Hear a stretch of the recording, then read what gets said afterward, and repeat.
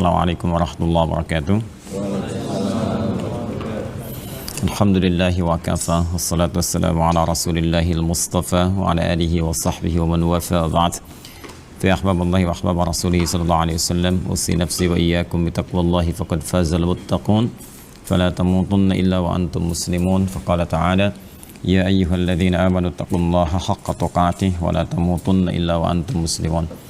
Teman-teman sekalian, para peserta yang i'tikaf dan saudara-saudariku dimanapun Anda berada, jumpa kembali dalam kajian Madrasah Imam Al-Bukhari. Hari ini kita masuk ke hari 27 ya. Semoga seluruh ibadah kita sampai hari ini diterima oleh Allah Subhanahu wa taala. Semoga Allah merahmati kita, mengabulkan doa-doa kita dan memberikan yang terbaik sesuai dengan kemaslahatan dunia dan akhirat kita insyaallah. Hari ini kita akan coba lanjutkan, sebelum kita mungkin berdiskusi, berbincang, pengayaan dari apa yang telah kita pelajari. Saya ingin perkenalkan kitab lain yang beberapa sudah kita sampaikan ya. Di pertemuan lalu sempat saya perkenalkan kitab Jami', kan? Ada Al-Bukhari, kemudian Muslim, kitab Sunan. Nah ini saya mau tunjukkan satu yang menarik. Ada di antara sarjana Muslim yang menggabungkan Al-Bukhari dan Sahih Muslim. Jadi satu kesatuan. Lalu strukturnya dirapikan ya, ditertibkan sehingga menjadi kajian yang sangat tematis. Ya ini disusun oleh Salih Ahmad Syami. Ini gabungan aja Al-Jami' Baina Sahihain. Jadi Al-Bukhari dan Muslim disatukan menjadi bentuk tematik. Nah ini saya kira belum ada terjemahannya nih ya di bahasa Indonesia. Kalau bisa kemudian diterjemahkan jadi satu hal yang sangat bagus. Karena nanti dari Al-Bukhari, Muslim jadi tema lagi. Setiap temanya itu digabungkan dua hadis ini sehingga lebih otentisitasnya lebih terasa gitu ya. Kemudian juga kekuatan dalilnya lebih menyatu di sini. Ada sinergitas di antara dua kitab Jami'. Nah ini cukup bagus dan hanya sedikit, hanya 2 jilid. Hanya 2 jilid ya. Kalau kita lihat di Al-Bukhari sendiri kan Al-Bukhari itu nanti ada yang 4 jilid syarahnya. Kemudian ada yang 3 jilid tebal, ada yang 12 jilid. Yang 12 jilid paling banyak dan itu yang paling populer. Ya karya Ibnu Hajar Al-Asqalani itu. Kalau Sahih Muslim yang paling populer syarahnya Imam An-Nawawi 9 jilid ya. Yang ini. Kemudian di sini ada juga saya hadirkan kitab Al-Adabul Mufrad yang ini sudah banyak ini ya, sudah banyak terjemahannya di Indonesia. Nah, ini cukup bagus kitab yang dikhususkan oleh Imam Al-Bukhari untuk menampilkan hal terkait adab saja, konsepsi adab. Ya, jadi kalau kita ingin menghadirkan nilai-nilai mulia dalam pengetahuan Islam yang bisa dipelajari sehingga memberikan karakter kepada kita, ini dikhususkan oleh beliau kitabnya Al-Adab Al-Mufrad. Kalau kita pengen belajar untuk anak-anak, misalnya untuk pribadi kita, ya prioritas dalam akhlak itu apa, bagaimana akhlak kepada Allah, bagaimana akhlak terhadap sesama dan sebagainya, ini paling bagus kitabnya. Ya. Nah sekarang saya ingin coba perkenalkan dulu yang ini. Kita masuk pada hal yang sangat penting, kita sedang belajar. Jadi di Al-Bukhari itu seperti saya sampaikan ada 97 tema. Dan setiap tema itu sesungguhnya karakteristiknya terkait dengan semua kebutuhan kita, semua aktivitas kita. Nah itu jeniusnya Imam Al-Bukhari, jadi memetakkan hadis-hadis Nabi cukup banyak, kemudian dibuat tematik sesuai dengan kebutuhan dan profesi kita. Nah ini miniatur kehidupan di masa Nabi yang nilainya bisa dibawa ke kekinian. Nah saya mau ambil, karena kita sedang belajar, kita ambil misalnya kitab ketiga ya, tema yang ketiga. Di pertama Bad'ul Wahyi, kita Bad'ul Wahyi itu untuk memberikan standarisasi kenabian. Jadi kalau ada orang mengaku Nabi, standarnya ini gitu. Jadi kalau nggak punya ini bukan Nabi. Sebenarnya kalau kata Nabi selesai setelah beliau, la nabiyya ba'di, nggak ada Nabi setelah saya. La-nya itu, ya, la-nya bukan sekedar menafikan. Sekali lagi ya, bukan sekedar menafikan, tapi juga memberi petunjuk, karena nafi itu bisa bermakna istiqbal, ya, menafikan, meniadakan sesuatu yang berlangsung kini ataupun yang akan datang. Jadi seakan memberikan tanabbu, memberikan berita kepada kita, boleh jadi setelah saya ini akan ada orang ngaku-ngaku Nabi. Nah, cara cepatnya daripada kalian capek melihat, meneliti, udah nggak ada Nabi setelah saya, gampang. Jadi kalau ada ngaku Nabi setelah meninggal Nabi, sebetulnya terlambat dia. Ya, semasa Nabi setelah meninggal kan sallallahu alaihi wasallam muncul kan Musailamah Al-Kadzdzab, kemudian yang lain-lainnya gitu kan. Jadi kalau yang sekarang muncul sebenarnya terlambat karena Nabi pun sudah mengatakan setelah hidup saya nanti, meninggal saya akan ada orang ngaku Nabi. Cukup katakan pada dirimu, tolak aja, nggak ada Nabi setelah saya. Selesai ya. Nah, cuman kan kadang orang terpukau atau pengen nyari. Nah, jadi kalau ada orang ngaku Nabi nggak aneh. Ingat ya, nggak aneh karena Nabi pun pernah menyampaikan ini mukjizat Nabi sallallahu alaihi wasallam. Ya, nggak aneh. Yang aneh itu setiap ada yang ngaku ada pengikutnya. Itu masalahnya. Jadi kan sekali lagi ya, kalau yang ngaku Nabi nggak aneh, yang aneh setiap ada yang ngaku Nabi ada pengikutnya, itu persoalannya. Karena itu penting kemudian untuk memberikan pencerahan kepada pengikutnya ini atau yang ikut ini, diberikan kemudian oleh Imam Al-Bukhari bab khusus, tema khusus bagaimana kriteria seorang nabi itu. Maka muncullah kitab Badul Wahyi. Kemudian setelah kita yakin dengan nabi yang sesungguhnya, kita diminta beriman kan. Iman mengikuti ajarannya dan puncaknya kemudian diarahkan untuk berhubung dengan Allah Subhanahu wa taala. Maka tema kedua ada Kitabul Iman. Perhatikan bagaimana urutannya gitu kan. Nah, iman ini penting untuk memberikan pengetahuan kepada kita demi menguatkan iman dalam jiwa. Terkadang ada orang mengaku beriman, kadang ada dua persoalan. Imannya bisa naik turun, saat naik yang sunnah pun kuat dikerjakan. Kan? Jangankan yang fardu, yang sunnah pun dia kerjakan, dia kejar. Tapi saat imannya turun, jangankan yang fardu, jangankan yang sunnah, yang fardu pun kadang tertinggal. Ya kan? Atau terlambat dia kerjakan. Nah, ini nanti ada 57 hadis membantu kita bagaimana menguatkan iman kita sehingga dinaikkan ke atas dan dijaga supaya enggak turun. Ya, termasuk ada orang yang memang beriman ya bukan turun lagi, ditukar misalnya sama mie instan, ya, ditukar sama sarung, ya tiba-tiba dia bisa menggadaikan imannya. Nah, karena itu penting bagi kita bagaimana memahami konsepsi ini. Nah, untuk menguatkan iman ini butuh pengetahuan. Karena ayatnya mengatakan Quran surah ke-47 itu ayat 19, ya surah Muhammad SAW ayat ke-19. Fa'lam annahu la ilaha illallah. Fa'lam. Kalau diterjemahan, kalau kita terjemahkan bebas, itu kan selalu bunyinya maka ketahuilah gitu kan. Ketahuilah. Padahal kalau kita kembalikan ke gramatikal bahasa Arab, di ilmu nahwu saja contohnya misalnya, atau kita kembalikan ke sharaf yang paling tepat, fa'lam itu kan dari kata alima ya'lamu fi'il amr i'lam. Ya, i'lam masdarnya kan ilmu. Jadi fa'lam itu pada asalnya adalah bukan sekedar maka ketahui, tapi lebih kepada maka dapatilah pengetahuan. Mesti tahu, mesti punya ilmu gitu, ya. Alima tahu, ya'lamu akan tahu, ilman pengetahuan, fa'lam maka carilah pengetahuan. Ya, maka Anda mesti tahu. Bagaimana caranya tahu? Cari pengetahuan, belajar di situ. Ya, dan itu menggunakan fa yang kemarin saya sampaikan di ilmu nahwu harfu atfin rabitin baina syai'aini bila hudud. Ya, huruf yang menyambungkan dua peristiwa yang terjadi dengan cepat. Peristiwa pertama iman, untuk menguatkan iman itu maka cepatlah kita dapati pengetahuan. Jadi kalau kita tahu dalam konteks kita mengenal Allah, annahu la ilaha illallah, annahu untuk menetapkan la ilaha illallah, tidak ada Tuhan selain Allah. Bagaimana kita yakin gak ada Tuhan selain Allah? Maka harus punya ilmu. Dan pakai fa, cepat belajar. Ya, cepat belajar. Nanti kalau kita nggak punya ilmu, mudah untuk digadaikan. Sekarang kalau ditanya gini, kenapa Anda memilih Tuhannya Allah? Ya, kalau nggak punya logika, nggak punya dalil, nggak punya pengetahuan, mudah kemudian digoyahkan. Ya, bahkan dengan misalnya dengan pemikiran, ya, dengan pengetahuan yang lain, dengan informasi, mudah ditukar. Maka harus punya ilmu basicnya apa. Karena itu di kitab yang ketiga, tema ketiga, perhatikan ketersambungannya. Maka dibukakan, ditampilkan ke kita bab Kitabul Ilmi, tema tentang ilmu. Nah, di tema tentang ilmu ini sangat menarik ketika dipadukan di sini. Ini yang mau saya share di kesempatan kali ini. Kita diskusikan sedikit ya. Nanti selebihnya seperti biasa kita kembalikan ke ayat Quran, kemudian juga ke Al-Adabul Mufrad untuk pengetahuan sehingga ada gambaran besar. Dapatnya agak banyak itu saat i'tikaf ini. Jadi minimal nanti kalau saya mau cari tentang bab-bab fikih, kitab hadisnya apa? Sunan gitu kan, nanti Anda tinggal temukan. Kalau saya mau nyari tema yang umum, saya cari kitab Jami' gitu kan. Kemudian kalau saya mau spesifik terkait dengan adab, Al-Adabul Mufrad. Nah, ini kita lihat di sini tentang konsepsi sinergitas Al-Bukhari dan Muslim terkait dengan Kitabul Ilmi. Esensi tentang pentingnya pengetahuan ya dalam lisan Nabi sallallahu alaihi wasallam. Di sini ada di halaman 123 kalau saya tidak keliru. Bismillah, kita coba tampilkan. Nanti saya bacakan. Ini kitabnya belum ada ya karena belum saya berikan yang anak PKU. Betul ya. Ini 122 sampai 123 ini Kitabul Ilmi. Nah, ini perpaduan antara Al-Bukhari dan Muslim. Saya bacakan dulu, nanti kita ambil turunannya dari Al-Quran. Ya. Bismillahirrahmanirrahim. Babul fiqh fid din.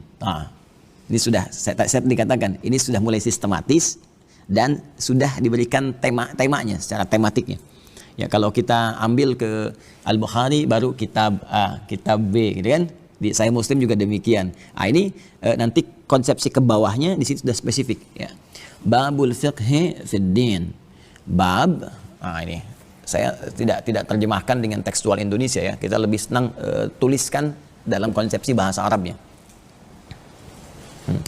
Ini yang mau saya turunkan pengetahuannya ya, teman-teman sekalian. Dan kenapa nanti ada hadis ini? Kenapa ada hadis ini? Ya. Saya tuliskan dulu, bismillah. Bab al-fiqh fi ad-din. Ya. Bab ini jelas bab gitu kan. kita, tapi di bahasa Arab bab itu artinya pintu. Bisa berarti real, bisa berarti kiasan. Ya, kalau real, ya pintu tempat kita masuk, tempat kita keluar gitu kan, dalam artian fisikal. Tapi bisa dibawa dalam konteks kiasan. Ya, pintu itu tempat memasuki apapun. Kalau kita ingin masuk ke dalam sebuah ruang atau satu keadaan, maka harus lewat jalurnya kan, harus lewat pembukanya kan. Dalam bahasa Arab, setiap pembuka segala sesuatu itu disebut bab namanya. Maka seakan-akan tema ini subtemanya ya, dari temanya kan disebut kitab. Ya, kitab itu kumpulan sesuatu yang sistematis. Disebutkan 255 kali kata kitab dalam Al-Quran. Jadi sesuatu yang terhimpun dengan sistematis, urut, ya, dan tidak ada celahnya, itu disebut dengan kitab namanya. Ya, makanya Al-Quran juga dinamakan dengan kitab. Dzalikal kitabu la raiba fi. Karena susunannya begitu sistematis. Dari Al-Fatihah sampai dengan An-Nas. Tidak ada yang terbalik, tidak ada yang tertukar, tidak ada celahnya. Karena itu buku pun, kalau sudah disusun tertib, ada daftar isinya, ada pengantarnya, sampai akhirnya, itu disebut dengan kitab namanya. Ya, kalau baru, baru sebatas, ya, kerangka, gitu kan, baru sebatas misalnya ya beberapa topik-topik tertentu, itu orang Arab menyebutnya dengan khutbah, ya baru kerangka saja. Tapi kalau sudah jadi, ini pendahuluannya, daftar isinya, ininya A, B, C sampai ujungnya baru disebut dengan kitab. Jelas ya?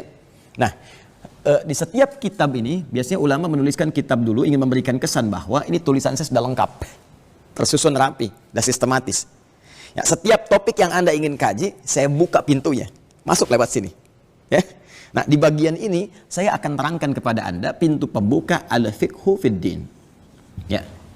Jelas ya? Babul fiqh fid din hadza, babul fiqh fid din asalnya demikian. Hadza mubtada, kemudian mahdhuf, babnya ini khabar, gitu kan? Kemudian al-fiqh mudhaf ilaih fiqh fid din. Nah, kenapa saya bahas ini?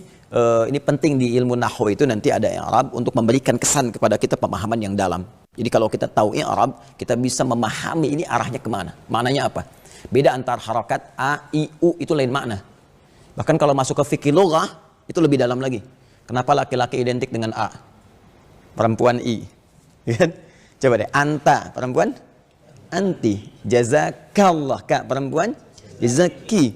Kenapa kalau banyak identik dengan U? Muslimun U, ya kan? Mukminun U. Itu ada rahasianya.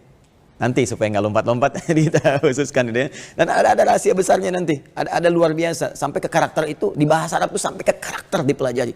Ya, ke karakter itu dipelajari. Ya, kita kesini dulu. Ini pakai mudhaf ilaih, sesuatu yang disandarkan seakan-akan memberikan kesan kuat pada hal yang mengikat. Ya, bahwa bab ini begitu penting gitu ya, terkait erat dengan sesuatu yang sangat penting dan mengikat pada bagian turunan tema yang saya uraikan. Babul fiqh, apa itu fiqh? Ya. Fiqh itu artinya paham, sederhananya, mengerti, ya, paham, mengerti. Dari kata faqha asalnya, itu masdarnya, keadaannya, keterangannya atau sifatnya, karakternya. Di kata kerjanya. Saya mau lompat dulu ke Al-Quran, karena ini dasar yang paling utamanya. Kenapa ini muncul nanti ya? Teman-teman sekalian, buka Quran surah ke-9 At-Taubah ayat 122. Paling kiri sebelah bawah di mushaf standar. Mushaf Utsmani paling kiri sebelah bawah. Saya mau cerita sebentar. Jadi dulu ada satu semangat yang dahsyat itu kan, untuk merespon ajakan jihad. Karena dulu masih suasana serang-serang militer gitu kan. Banyak sekali, akhirnya ada panggilan-panggilan untuk mempertahankan diri, bela diri. Dan itu semangat. Karena motivasinya besar. Kalau meninggal syahid surga gitu kan. Makanya kalau ada orang menyeru untuk jihad, idnadal munadi lil jihad, ya, dia mengatakan jahidu fi sabilillah, ayo jihad, itu keluar semua, nggak mikir panjang. Karena memang mereka itu hidup untuk wafat. itu poinnya. Hidup untuk apa? Untuk wafat. Jadi gambarannya gini. Gambarannya ya kehidupan ini kan amanah. Kehidupan yang paling abadi itu di akhirat gitu. Jadi, itu kata itu sudah bab yang paling tinggi lah. Tapi caranya benar. Ya, kalau dibelokkan ke cara yang salah jadi bahaya ini. Ya. Caranya benar. Karena itu setiap ada panggilan untuk berkhidmat pada agama, karena ini konsepsinya bekal untuk akhirat, pertaruhan terakhir. Karena dunia itu gini, sifatnya karena sementara, tazul gitu kan, sementara. Maka apapun yang didapatkan sifatnya sementara saja. Nisbi, sifatnya relatif. Jadi kalau dia kaya, kayanya sementara. Ketika meninggal, selesai kekayaannya.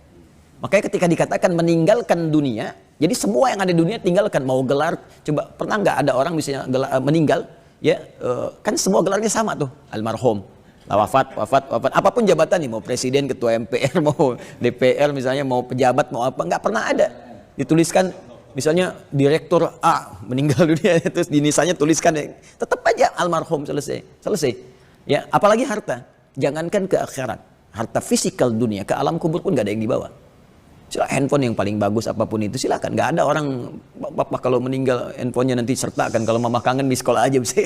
Tapi khairan yarah, mama ya amal mithqala dzarratin khairan yarah, ya kan, miss call yang nggak dijawab syarran yarah itu, mama ya amal mithqala dzarratin syarran yarah. Ya, jadi saya mau balikan gini, karena sifat itu sederhana, maka ya jangan terlalu bersedih, dunia itu teratur gitu. Artinya udah diatur, rezeki diatur. Ya kalau kita udah meninggal selesai semua. Ya, tapi kalau misalnya akhirat tuh maaf, bekalnya tipis, fakir, maka fakir selamanya. Karena sifatnya abadi. Walal akhiratu khairul laka minal ula. Sifatnya abadi. Jadi kalau fakir selamanya, kalau kaya selamanya. Makanya orang-orang yang cerdas, ya al-kayyisu kata Nabi itu, orang-orang yang cerdas, dia akan menyiapkan diri untuk bekal akhirat karena sifatnya abadi. Untuk selamanya gitu ya. Nah, orang-orang berpikir pada saat itu, ya sudah, kehidupan dunia ini tinggal nunggu ajal saja. Ya, makanya mereka maksimalkan untuk mencari bekal akhirat. Begitu ada panggilan jihad, semua ikut serta. Nah, ketika semua ikut serta itulah kemudian Allah menurunkan satu firman yang sangat luar biasa. Ini pelajaran besar karena peperangan itu, ya, kemudian juga pergulatan itu bukan hanya terjadi perjuangan itu melalui ya fisikal, militer dan sebagainya, akan terjadi sesuatu yang sangat luar biasa. Turun ayat, wa makanal mu'minuna liyanfiru kaffah. Tidaklah semua orang beriman itu mesti berangkat ke medan juang seluruhnya. Kan? Falaula nafara min kulli firqa. Nah, ini saya mau turunkan. Ini sangat menarik teman-teman. Nanti saya turunkan poinnya, setiap poinnya. Falaula nafar min kulli firqa min kulli firqatin minhum ta'ifah. Ini dia. Liyatafaqahu fid din. Asalnya dari sini. Ya, asalnya sini. Falaula nafara min kulli firqatin minhum ta'ifatun liyatafaqahu fid din. Saya turunkan ke sini. Liyatafaqahu. Ini. Ya tafaqahu fid din. Fid din. Oke. Ini poin utama yang ingin saya katakan. Lalu turunannya nanti hasilnya apa? Waliyunziru qaumahum idza raja'u ilaihim la'allahum yahdharun. Saya mau ke sini dulu. Hendaklah ada sebagian di antara mereka, enggak harus semua pergi ke medan juang. Hendaklah ada berjuang di porsi yang lain. Di sisi yang lain. Apa itu? Lihat tafaqahu fid din. Kalimatnya bagus sekali. Menggunakan lam di sini. Agar mereka, ya, supaya ini ya di sini nanti masuk kepada mudhari'nya, kan? Ini perintah sifatnya arahan. Kemudian di sini mudhari' dengan makna yang kemarin present, kan? Continuous dan future. Jelas ya? Kemudian ada ta, fa, qaf, ha, waw. Tadi saya katakan dibentuk jamak. Ini asalnya berasal dari kata fikih ke sini. Lalu mendapat penambahan ta dan tasydid sebelum akhir. Nah, di qaf ini ada tasydid, ada tafaqahu di sini. Fikih saja sudah paham, mengerti. Jelas ya? Sekarang mendapatkan ta di depannya dan huruf sebelum akhirnya pakai tasydid. Di dalam ilmu lughah, kalau kita ambil turunannya di saraf saja misalnya, setiap ada penambahan ta di awal, itu di antara maknanya menunjukkan kesungguhan, keseriusan. Sungguh-sungguh serius. Seakan memberi kesan bahwa tipikal orang beriman itu, ingat ya, kalimatnya beriman. Beda nanti antara muslim, di diksi Al-Quran, paparan Al-Quran, beda antara muslim, baru Islam, dengan mukmin. Ya, misalnya orang di Quran surah 49, sedikit ayat ke-14 untuk menguatkan. Ada orang Arab Badui mendeklar kepada Nabi langsung bahwa kami telah beriman. Qalatil a'rabu. Ingat ya, ada Arab, ada Arab. Kalau Arab itu perkotaan.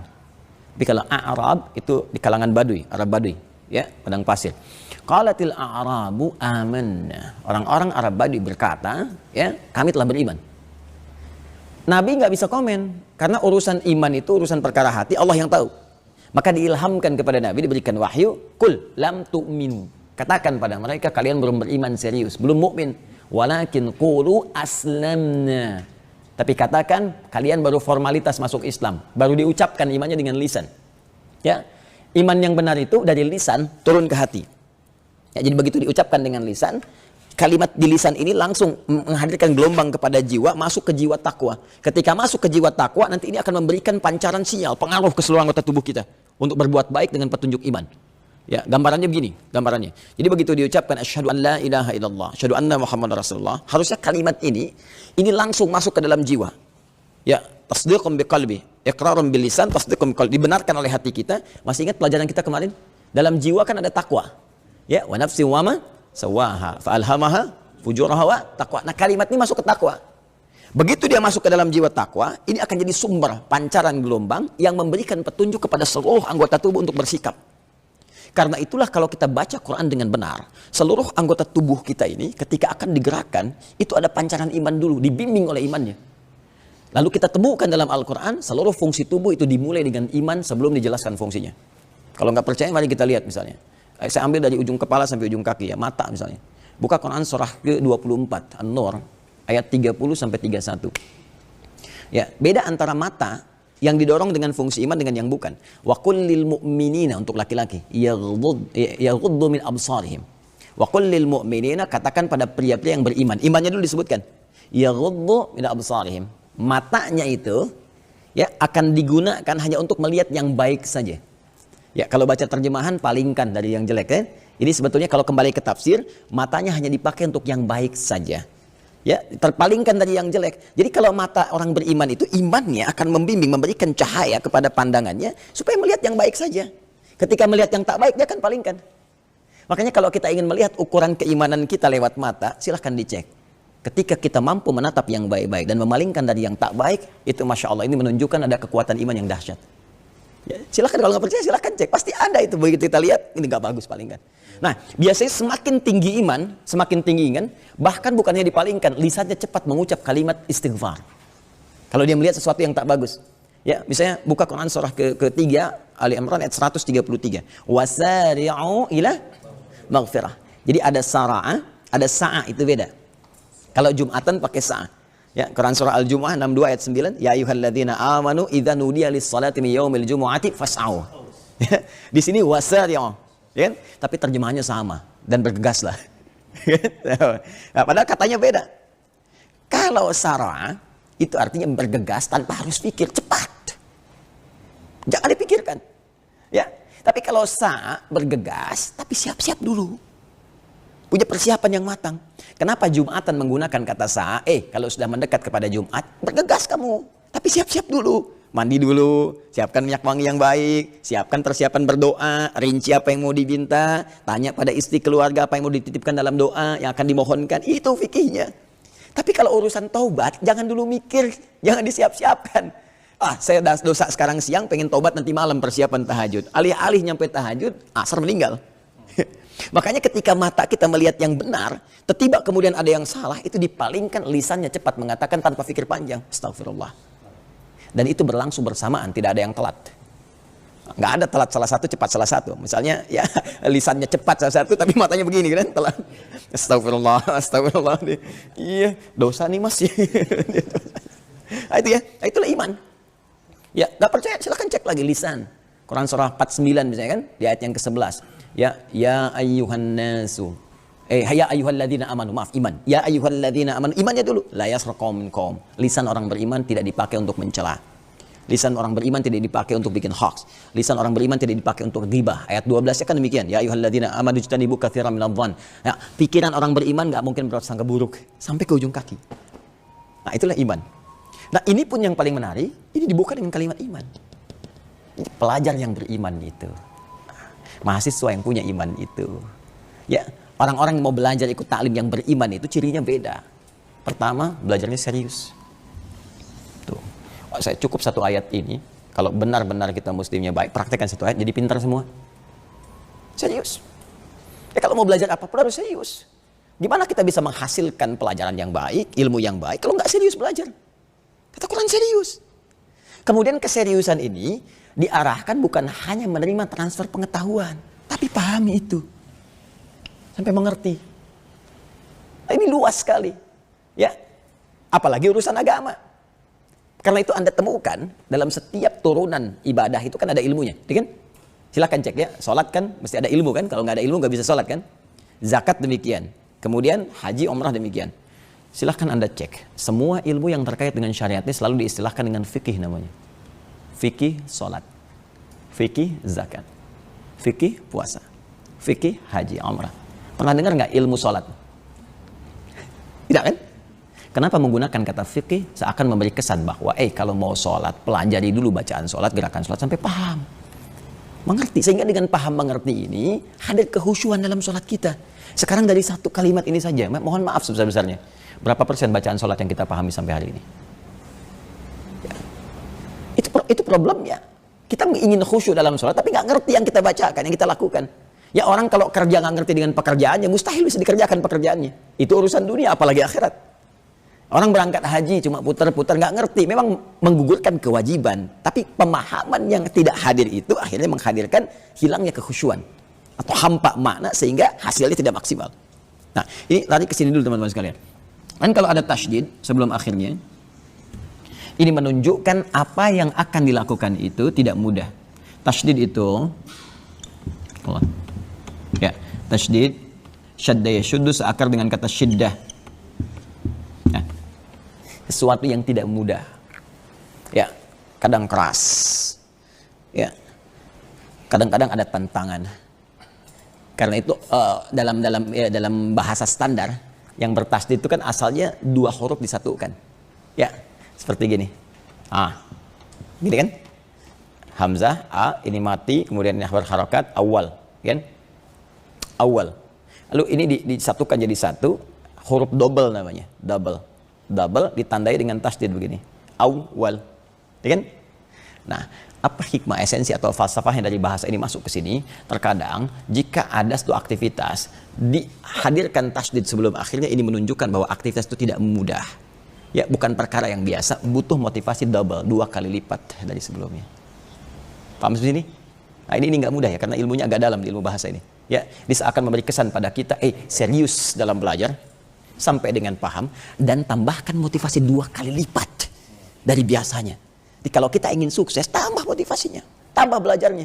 Orang 2 jam, kita 4 jam, kan? Orang santai, kita serius. Jangan sampai duduk paling belakang, nggak pernah nanya, gitu kan? Mengandalkan kopian teman saat mau ujian. Makanya ilmunya sebatas saat ujian, betul nilainya bagus. Ya, tapi setelah itu terhenti di situ. Ini persoalan ya. Persoalan nih. Itu yang mudah dalam konteks yang umum, tapi kita berlaku semua karena konteksnya ad-din. Ayatnya belum selesai. Lihat tafaqahu fid din. Ini nggak berlaku muda, tapi tua muda hadir di dalamnya. Balik ya ke sini ya. Lihat tafaqahu fid din. Nah, dari sinilah kemudian muncul bab ini. Bab al-fiqh fid din. Ya, bab al-fiqh, belajar sampai paham fid din, pada hal yang terkait dengan semua tuntunan dalam ad-din. Apa itu ad-din? Islam. Apa itu Islam? Ad-din. Betul, kita ambil ad-din itu Islam yang pokoknya, dalilnya Quran surah ketiga. Kita pakai dalil ya, ayat 19. Inna ad-dina 'indallahil Islam. Kayak gitu kan? Apa itu Islam? Nah, di sini penting. Kalau kita mau kaitkan dengan fikih dalam konsepsi pengetahuan, maka nanti di sini akan ada 2 bagian. Ya. 1, khusus yang terkait dengan aspek syariat dalam konteks ibadah ritual. Ibadah ritual. Dalilnya langsung kita ambil hadis. Tadi kan sudah Al-Quran, banyak hadis riwayat Muslim. Di kitab Imam Muslim tuh. Jilid pertama nomor hadis yang ke-8. Disebut hadis Jibril. Ya, ini pasti sama ini. Rawinya Umar bin Al-Khattab radhiyallahu ta'ala anhu. Dikutip oleh Al-Imam An-Nawawi. An-Nawawi itu yang mensyarah ya, itu hadis Muslim. Beliau juga nanti bikin beberapa kitab. Di antara yang banyak dikaji termasuk di Indonesia itu ada kumpulan hadis Al-Arba'in. 42 hadis. Ya, di Al-Arba'in ini nomor hadis yang kedua. Ya. Jadi Orang langsung belajar itu di Al-Arba'in ya. Udah gitu lompat ke Riyadhus Shalihin 1896 hadis. Ya, padahal itu sebelum itu ada kitab yang lain. Dan itu dasarnya. Apa itu? At-Tibyan fi Adab Hamalatil Quran. Sebetulnya yang bagus itu dulu.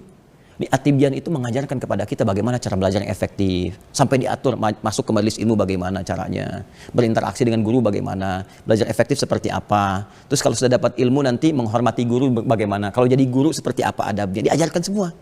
Nah kebanyakan ada sebagian yang langsung lompat ke Arba'in. Terus ke Riyadhus Shalihin. Ilmunya banyak tapi adabnya kosong. Ini yang jadi masalah. Makanya setelah dapat ilmu, ilmunya digunakan untuk menjadi peluru berperang dengan orang lain. Ada yang nembak sana, nembak sini, saling tahdir, saling ini, itu persoalan. Ya, jadi kadang-kadang stepnya itu nggak pas, lompat dulu ke atasnya. Makanya ulama itu kalau bikin kitab sistematis banget. Ini dulu, ini dulu, ini dulu, ini dulu, sehingga terukur. Nah, saya mau ke sini ya. Di hadis Muslim hadis ke-8 disebut juga dengan hadis Jibril namanya. Ya, ini menjelaskan nanti ada pengetahuan sampai masuk ke sini. Saya langsung lompat ke sini saja ya. Kalau kita bacakan dari awal panjang ya. Bainama nahnu julusun inda Rasulillah sallallahu alaihi rajulun syadidu bayadu thiyabi sampai ke sini langsung disampaikan mal Islam. Okay? Mal Islam. Terus saya bacakan dari depan lah ya. An Abi Hafs Umar bin Al-Khattab radhiyallahu taala anhu qala ya bainama nahnu julusun inda Rasulillah sallallahu alaihi wasallam ya ittala alaina rajulun syadidu bayadu thiyabi syadidu sawadi sya'ri ya la yura alaihi atharu safari. فجلس إلى النبي صلى الله عليه وسلم فأسند ركبتيه إلى ركبتيه ووضع كفيه إلى فخذيه فقال يا محمد أخبرني عن الإسلام. Baik, saya terjemahkan dari awal sebentar. Hadis riwayat sahabat Umar bin Khattab, semoga Allah meridai kepada beliau. Beliau menyampaikan, bainama nahnu julusun 'inda Rasulillah. Ada baina langsung kata kerjanya, julusun ada bainama. Biasanya ada demikian. Saya langsung cepat. Kalau ada bainama pakai ma di situ artinya santai. Jadi santai. Tatkala kami sedang duduk-duduk santai dengan Rasulullah SAW. Nah, ini adab kepada kita. Sahabat itu dalam santainya pun masih nyari orang baik. Nyari orang soleh. Dalam santainya pun. Ini pesan yang sangat dalam. Kenapa? Karena orang santai, orang baik, orang soleh itu, walaupun dalam suasana santai, candanya pun pasti bermanfaat. Pasti ilmu. Dan gak akan bergeser dari ridha Allah Subhanahu wa taala. Kadang-kadang kalau kita kumpul-kumpul mau nyantai-nyantai, istilah sekarang ngopi-ngopi kan, macam-macam. Coba yang keluar apa coba? Tergantung teman kan? Ya makanya sohbatus salihin itu penting. Ngobrol, cuman ngopi, kesana sini diobrolin kadang nggak penting, kadang-kadang mikirin yang nggak jelas gitu kan. Yang udah diatur ikut dipikirin juga. Ini jadi salah gitu. Ya, mikirin kenapa matahari terbit dari timur. Udah diatur ikut dipikirin, buang-buang waktu gitu. Ya itu buang-buang waktu karena itu rumus di hadis ini baru pembuka loh. Rumus di hadis ini, kami aja nyantainya kata para sahabat masih nyari nabi, nyari orang soleh. Sehingga manfaatnya banyak. Tiba kemudian datang seorang lelaki. Ya, lelaki ini Masya Allah gitu kan. Dia datang, pakaiannya bersih, rapi. Kemudian rambutnya tersisir rapi. La yura alaihi asarus safari, enggak kelihatan asarus safar, bekas perjalanan jauh. Jadi fokus. Datang ke tujuan, tidak nggak mampir-mampir. Ini juga adab. Kalau kita mau datang ke majelis ilmu, itu bisa kelihatan orang serius dari tampilannya. Ya, kelihatan. Makanya saya itu di Tripoli, di Libya itu, kalau ke kampus, pakaian diperhatikan. Yang pakai jas, pakai apa gitu, pakai macam-macam dasi. Di Eropa begitu kalau belajar. Ya, masuk kampus misalnya apa itu kelihatan dari pakaian, ada sebagian memang terlihat nyantai tapi masih menjaga gitu kan. Tapi orang serius kelihatan persiapan dirinya. Dan ini yang paling penting, la yura alaihi atharus safari. Tidak nampak pada dirinya itu bekas lelah mampir-mampir. Jadi kalau memang mau belajar, langsung ke tujuan. Ya, jangan dijadikan sebagai sambian atau nyambi ke tempat lain sehingga suasana di tempat itu terbawa ke ruang belajar. Yuk ke Masjid Al-Ihsan belajar, nanti sambil ngebaso di sini sambil ngebaso. Jadi begitu mampir ke tempat baso, ke sini terbawa suasana baso. Tadi enak loh, nular ke yang lain. Baksuhum bainahum syadid. Baksonya sambalnya pedas gitu. Jadi ke bawah suasana itu. Jadi fokus dulu aja dari situ baru dibawa. Kalau ke majlis ilmu, di situ mampir ke tukang bakso nggak ada masalah. Ya, yang jadi masalah bakso yuk sambil ikut kajian sambil, gitu kan? Ini jadi persoalan. Maka ketika dia masuk, apa adabnya? Fajalasa ilan Nabi, datang ke saf yang terdepan. Ya, nanti kalau ada anak ya, saudara kita atau apa belajar, adik-adik kita, antarkan ke kelas itu. Kalau saya antarkan, simpan di saf paling depan. Karena pasti fokus saf paling depan itu. Ya, nggak bisa ngerjain yang lain. Kadang-kadang malu mau angkat telepon, mau bikin status juga susah. Ya, di belakang beda tuh. Kadang-kadang sandaran, kadang macam-macam dan sebagainya. Anak pesantren tahu tuh, kadang nyukur di belakang bahkan. itu Itu suasana ya, hadis ini. Kemudian wada'a kaffaihi ala fakhidhaihi, ini keakraban. Jadi kalau guru pun dengan murid jangan terlalu tegang. Ada keakraban. Kadang Nabi juga bercanda dengan sahabat, itu kan? Dan sehingga ilmu mudah diterima. Nah, ketika sudah nyaman suasananya baru dimulai pelajaran. Ini pengondisian. Ya, kalau di ruangan kelas apa jangan sampai suasana tegang langsung belajar dan sebagainya. Ketika itu apa pertanyaannya? Mal Islam ya Muhammadun. Ya Muhammad sallallahu alaihi wasallam, mal Islam. Apa itu Islam? Ada yang mau saya turunkan. Din ke Islam kan? Maka dijawab oleh Nabi, al-Islamu an tashhadu an la ilaha illallah wa anna Muhammadar Rasulullah wa tuqimas shalah wa tu'tiyaz zakah wa tasuma Ramadan wa tahujjal baita in istata'ta ilaihi sabila. Ini yang pokok. Jadi ada ilmu yang turunannya itu harus dipelajari sampai paham, sampai mengerti. Yang pokoknya 5. Kalau yang pokok ini sudah kita pahami, yang lainnya akan otomatis kita ketahui. 5 aja. Jadi jangan banyak-banyak kalau mau belajar yang pokok itu 5 aja. Kalau 5 ini kita serius dan dalami dengan benar, yang turunan lainnya akan mudah kita kuasai. Ya, apa itu? Pertama tauhid. Tasyhadu an la ilaha illallah wa anna Muhammadar Rasulullah. Itu harus paham betul. Kenapa kita mengucapkan la ilaha illallah? Kenapa ada la di depannya? Setelah ilah kemudian kenapa harokatnya fathah ilaha? Setelah itu Allah jadi dhammah illallahu. Ya, itu dalilnya nanti di Quran surah ke tadi 47 ayat 19. Fa'lam annahu la ilaha illallah. Ya. Itu satu. Kemudian wa tuqimas shalah, salat. Mesti punya ilmu. Dan ilmunya dipelajari sampai paham fikih. Coba lihat urutannya. Fikih, fiddin. Yang dimaksud dengan din, Islam. Di antara turunan Islam, apa syariat, aspeknya ibadah. Jadi kalau kita mau belajar Islam, mau benar dinnya, konsepsi keagamaannya mau benar, Islamnya benar, maka pelajari sampai paham. Ya, fikih salat sampai paham. Makanya tidak ada yang paling detil dalam ibadah, demi Allah saya katakan, kecuali di Islam. Diatur semua. Ya, bahkan saat akan mulai salat, diatur semua dari pakaiannya. Coba, dari mulai adzan, kita sudah punya aturan. Kita kan cuma dengar adzan pun panggilan waktu sholat aja kan. Turunannya nggak dibahas.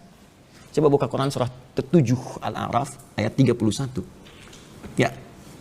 Itu ada turunan. Ya bani Adam khudhu zinatakum 'inda kulli masjid. Hei anak cucu Adam.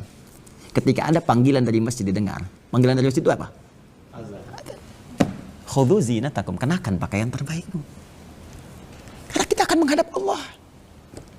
Menghadap pimpinan, ya rapat ketemu teman, pakaian bagus luar biasa. Sekarang menghadap Allah dan kita mengajukan proposal keduniaan kita, akhirat kita, kebutuhan kita. 5 kali dalam sehari kita minta kan, penampilan kita biasa-biasa. Apa nggak adil di situ?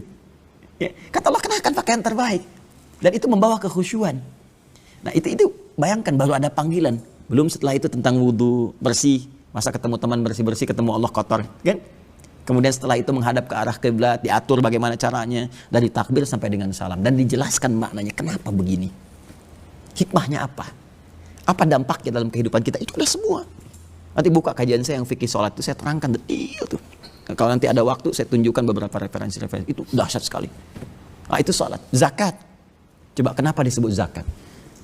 Jadi semua istilah di dalam syariat itu ada maknanya. Bukan kata-kata hampa makna. Sholat aja tadi ya, kalau kita pelajari itu kan manajemen hidup kita harian. Yuk, kenapa subuh? Kenapa ada zuhur? Kenapa artinya zuhur itu apa? Asar apa? Maghrib apa? Isya apa? Sedikit sebagai gambaran cepat nih.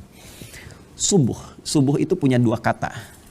Ya, subuh dengan fajar. Subuh dengan apa? Fajar. Ada fajar, ada fujur. Ya, itu sudah saya terangkan yang fujur kemarin kan? Kalau fujur itu pancaran yang negatif, yang diberikan waswas oleh setan, lawannya takwa itu. Ya, jadi kalau dia keluar fujur, dia ngasih gelombang rambatan. Rambatannya memberi perintah dari waswas setan, disebut ammar namanya. Karena fujur tempatnya di nafas. Ya, wa nafsi wa ma sawaha fa alhamaha fujur. Fujur tempatnya di nafas. Nafas tempatnya di kolbu. Kolbu tempatnya di sodron. Sodron jamaknya sudur. Setan memberikan waswas dari sudur. Alladzi yuwaswisu fi sudurin nas, tembus ke dalam. Diberi perintah keluar dari fujur itu perintah gelombang-gelombang keburukan. Ini yang kalau kita misalnya terbawa was-was setan, marah, maka dari hati kita keluar langsung di bawah fujur. Tak, mata diberikan cepat sepersekian detik, mata melotot. Lisan meracau, tangan memukul, kaki menendang, sepersekian detik. Nah, itu pancaran jeleknya. Pancaran kebaikan yang bersumber dari jiwa takwa kita disebut fajar namanya. Ya, bentuk kiasannya. Kalau bentuk hakikinya, ya bentuk realnya itu kalau cahaya. Ya, muncul membelah kegelapan sehingga menandakan bahwa gelap selesai, malam selesai, tibalah kemudian pembuka di waktu pagi. Ya, muncul itu di Quran surah kedua ayat 187. Wa kulu washrabu hatta yatabayyana lakumul khaytul abyadu minal khaytil aswadi minal fajr. Jadi begitu cahaya pancaran cahaya tadi keluar, maka kemudian yang gelap itu hilang, tibalah kemudian yang baik-baiknya. Yang putih terbuka dan seterusnya. Nah, bahasa kiasan, majasnya, kenapa kemudian sholat pertama kita disebut dengan fajar? Seakan-akan itu respon pancaran cahaya keimanan kita yang merespon panggilan yang disampaikan oleh Allah lewat suara muadzin. Allahu Akbar, Allahu Akbar. Orang yang punya iman akan merespon dari kedalaman jiwanya, jiwa takwanya memancarkan pancaran fajar. Keluar, respon itu bangun dia siap-siap sholat. Itulah sebabnya kenapa sholatnya disebut sholat fajar. Bukan hanya menunjuk kepada cahayanya, ya, menunjuk kepada awal perubahan waktunya, tapi juga pancaran dari dalam jiwa yang merespon. Itu tinggi sekali dia, ini tinggi bahasanya, yang merespon panggilan itu. Sehingga tafsirnya dari mana? Quran surah ke-8 ayat kedua. Innamal mu'minuna, sungguh orang-orang yang punya iman sejati itu. Orang punya iman sejati kan di dalam jiwanya, tadi saya terangkan. Ya, idza dzukirallahu wajilat qulubuhum. Kalau disebutkan nama Allah, maka akan ada getaran dalam jiwanya, ada pancaran. Itu pancarannya. Makanya dites dalam sehari 5 kali. Masih ada iman nggak? Ya, setiap perubahan waktu dalam sehari, ya, dari subuh, zuhur, asar, maghrib, isya, setiap berubah waktu dites imannya ada nggak? Karena kata Nabi, ada yang subuhnya beriman, sorenya kafir. Ya, asbaha mu'minan fayumsi kafirah. Jadi paginya beriman, sorenya udah kafir. Makanya dicek setiap hari ada iman nggak? Karena itulah diperdengarkan suara lewat muadzin. Allahu Akbar, Allahu Akbar. Masih ada getaran, ya Allah, sudah adzan. Nanti tingkatannya beda-beda. Semakin kuat imannya, belum adzan udah kepikiran. Bahkan ada yang dahsyat nih. Sekarang mau zuhur, udah mikirin. Asar nanti jam berapa ya? Malam nanti bangun jam berapa saya tahajud? Udah begitu. Beda kalau semakin menipis, sudah lain. Baru sahur, buka jam berapa nanti ya? Udah lain tuh. Persepsinya udah berbeda gitu ya. Nah, ini pancaran iman. Fajar. Nah, setelah itu apa yang terjadi? Setelah itu kebiasaan orang-orang Islam itu, orang beriman itu kan malamnya evaluasi. Nyambung ke malam itu sebelum tidur dievaluasi, kan? Fa idza faraghta fansab wa ila rabbika. Ya, Nabi itu membiasakan diri mengevaluasi hari-hari yang telah dilalui, terus istighfar kepada Allah, lalu menyiapkan besok mau ngapain. Nah, jadi orang Islam itu harus punya rencana untuk dieksekusi. Nah, dalam bahasa Arab, sesuatu rencana yang siap untuk dieksekusi, yang sudah matang, itu bahasa dasarnya disebut subuh namanya. Sehingga orang Arab bertanya, kaifa asbahta? Bagaimana kabarmu saat ini, di pagi ini? Sebetulnya kalimat asbah itu bukan sekedar menunjuk pagi, bukan. Hei, bagaimana kabarmu hari ini? Apakah sudah siap dengan kegiatan-kegiatan yang akan dieksekusi? Mau ada rencana apa hari ini? Makanya kita dipanggil dalam subuh itu, disebut subuh, fajar pancaran iman, subuh, untuk memohon kepada Allah, rencana-rencana kita itu disetujui oleh Allah. Persetujuan Allah terhadap rencana kita disebut taufik namanya. Ya Allah mawaffiqni, Allah wafiqni, Allah berikan persetujuanmu kepada ikhtiarku ini, ya Allah. Berikan ridhamu kepadaku ini. Makanya ketika kita datang lewat subuh itu sholat, kita meminta kepada Allah, ini ya Allah, saya mau ngerjain ini, datang. Sahabat-sahabat itu seperti itu sebelum pergi bekerja, beraktivitas, duduk dulu. Bahkan sampai muncul syuruk mereka, minta sama Allah itu. Ya, itu asalnya. Makanya di Quran di surah At-Takwir itu, di ayat ke-18, was-subhi idza tanaffas. Dan bersamaan dengan waktu subuh itu tiba, semua mulai beraktivitas, termasuk matahari memancarkan sinarnya, oksigen mulai muncul, dan bersamaan dengan nafas kita yang keluar saat itu siap mengeksekusi apa yang telah kita rencanakan. Nah, jadi jangan sampai terjadi orang beriman subuh nggak tahu apa yang mau dikerjakan. Nanti jam 7 mau di mana? Gimana nanti aja. Bukan gimana nanti bagaimana? Jam 11 mau ngapain? Harus jelas semuanya, terstruktur. Dan jangka panjangnya sampai akhirat. Wal tanzur nafsum ma qaddamat. Di situ akhirat. Jadi harusnya bikin kurikulumnya sampai akhirat nih. Ya, kalau saya biasa mengajarkan begini, siapa yang mau ke surga? Jelas kita kan? Ya, di usul fikih as-sukutu alamatu heuh. Diam itu tanda setuju, artinya pengen semua kan. Pengen semua. Makanya kalau punya anak gadis dilamar, ya, diam itu setuju. Ya, kalau keberatan bicara gitu. Ya, kaidah usul fikihnya as-sukutu alamatu heuh gitu. Diam tanda setuju, alamatu na'am. Baik, balik sini. Jadi tapi kan orang nggak pernah detail, surganya mau surga yang mana? Kan surga dibentangkan, surga Firdaus, surga Aden, ya, terus turunannya ada 8 pintu itu diturunkan. Nah, itu seharusnya di kurikulum amalan. Saya pengen masuk surga Firdaus, apa amalannya? Turunkan Quran surah 23 Al-Mu'minun ayat 1 sampai dengan 11. Jadikan kurikulum hidup ke situ aja konsisten. Saya pengen masuk lewat surga Aden, disambut semua malaikat, turunkan amalannya. Ya, misalnya Quran surah 13 ayat 23 sampai 24, ditafsir nanti dengan Quran surah 35 ayat 32 sampai 33, amalan Al-Quran, konsisten di situ. Saya pengen masuk lewat Babur Rayyan, ya, saum konsisten di situ. Harusnya begitu. Nah dari situ turunkan jadi aktivitas dunia, apapun kita pekerjaannya. Apakah pelajar kah, birokrat kah, diplomat kah, pebisnis kah. Ikuti jalurnya. Karena miniatur di masa nabinya sudah ada. Abu Bakar pebisnis, Utsman pebisnis, Abdurrahman bin Auf pebisnis, tapi kan tahajud juga. Utsman kata Al-Imam An-Nawawi, ya, Abdurrahman bin Auf itu bisnis sibuk tapi malam masih sanggup tahajud sampai hatam Quran. Ya, Ali misalnya, dosen, kan? Jenius, begawan keilmuan. Tuh, Amr bin As di bidang birokrasi, Khalid bin Walid di militer, surga semua. Karena mereka menurunkan spesifikasinya sampai ke bumi, jadi spesialisasi kehidupan, passionnya jelas. Ya, dan itu diikuti walaupun yang lain dikerjakan. Kayak Bilal kok adzan aja, yang lain enggak. Ya. Padahal Bilal kalau mau jadi mufti sepeninggal Nabi bisa, tawaran banyak. Jadi hakim agung bisa. Sepeninggal Nabi cari-cari. Mau dikasih sedekah nggak mau. Kenapa? Karena Bilal terkenang dengan suasana itu. Allahu Akbar, Allahu Akbar. Selesai, Nabi komen, di-like oleh Bilal, di-share oleh sahabat yang lain sampai ke kita. Ya, kata Nabi, aku mendengar suara terumpahmu di surga. Bilal mikir, adzan aja udah ke surga, udah ya adzan aja. Itu fikih marbot namanya. Kalau kita turunin tuh, jadi motivasi. Itu bukan, profesi itu bukan profesi rendah, tinggi. Kalau yang paham, kalau tak mengerti mungkin dibandingkan dengan dunia. Jangan bandingkan dunia dengan akhirat, terlalu kecil bandingkan dunia dengan akhirat. Ya, kalau udah punya visi itu jelas. Nah itu, jadi saya turunkan itu hari subuh ya, nanti besok duhur lah. Jadi saya mau balik ke sini dulu biar nggak tertinggal ini ya. Nah jadi kalau kita turunkan tuh banyak sebetulnya, tapi indah gitu. Nah ini yang saya mau maksudkan ke sini, sholat, puasa, zakat, ini syariat ritual. Paling tidak menghadirkan kehusyuan. Jadi nikmat dalam ibadah. Mau zakat ngerti, oh kalau saya begini tuh pasti Allah tambah. Jadi kalau orang paham kalau berzakat akan ditambah, nggak akan pelit berzakat.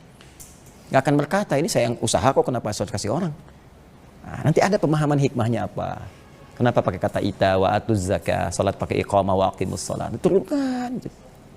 Puasa, kenapa mesti puasa? Terus sampai ilmunya turun. Dan ini kadang-kadang satu bab ini itu hadisnya banyak lagi, bab tersendiri. Kitabus shalah, kitabuz zakah, kitabus syam, kitabul hajj. Ini nih fikihnya di sini. Nikmat kita. Jadi kalau mau standar sampai meninggal, cukup yang pokok ini aja, udah dahsyat keislamannya. Orang yang pokok aja, ada yang kayanya apa? Kebangetan, kan? Ada kaya banget, kebangetan kayanya. Ini sahabat nih rata-rata kebangetan kayanya tuh. Kalau jalurnya bisnis gitu. Ya, semua sukses lah, semua sukses. Saya melihat semua yang konsisten dengan pokok-pokok ini sukses berdasar definisi masing-masing. Ya. Nah, nanti yang ini masuknya ke muamalah dunyawiyah. Muamalah ya, dunyawiyah, tapi konteksnya masih ibadah. Ya, karena apa? Karena dalam ruang Islam ini, pokoknya kalau Islam mensibghah, memberikan pengaruh, maka semua aktivitas jadi ibadah. Ya, jadi ibadah. Contoh, mohon maaf, urusan makan saja, minum, berpakaian, itu kan ada panduannya. Ya, demi Allah saya katakan ya, tidak ada satupun kegiatan dalam Islam kecuali bersanding dengan panduan. Ini menunjukkan kebenaran risalah Islam. Manusia mana di muka bumi ini yang mampu membuat sebuah pedoman untuk semua kegiatan manusia dari bangun tidur sampai tidur lagi. Apalagi di masa 15 abad yang lampau. Dan munculnya dari tempat yang paling terbelakang di muka bumi. Ya, jahiliyah, tempatnya di Mekah, tempat yang tertutup, diapit oleh dua imperium besar, Romawi dengan Persia, nggak ada peradaban, semua keburukan muncul di sini, kok bisa munculkan itu? Dahsyat. Makanya nabinya nggak dipilih di Romawi. Nanti orang berkata, pantas Romawi punya peradaban, Persia punya kekaisaran, peradaban tinggi, tapi ditempatkan tempat yang paling nadir. Dengan semua keburukan muncul di sini, termasuk tindakan kriminalitas. Dan bisa merubah jahiliyah jadi khaira ummah. Kuntum khaira ummah. Nah, saya mau katakan begini, silahkan cek dari bangun tidur sampai tidur lagi.